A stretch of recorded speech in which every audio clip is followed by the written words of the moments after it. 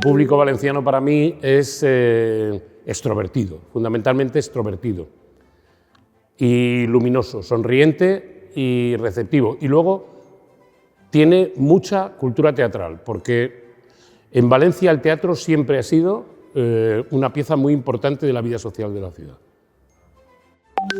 Ser.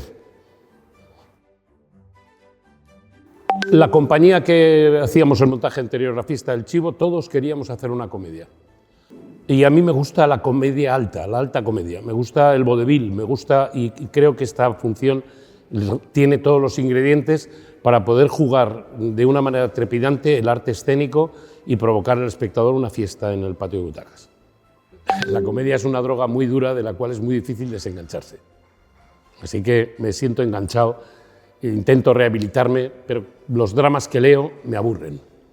Las comedias que leo me divierten. Yo creo que todos tenemos una pequeña miseria dentro. Y Joseph Tura, que es un actor exageradísimo, pagado de sí mismo, vanidoso, a veces incluso soberbio, despectivo incluso con sus propios compañeros, pero de una manera cariñosa, es todo lo contrario de lo que soy yo. Qué corto se me ha hecho y qué bien me lo he pasado. Esto es lo que más dicen.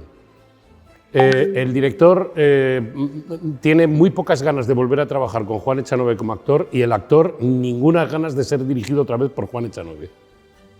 Cuando diriges e interpretas te pierdes lo mejor de las dos cosas.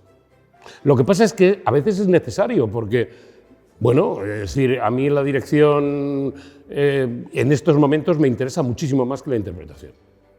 Sí.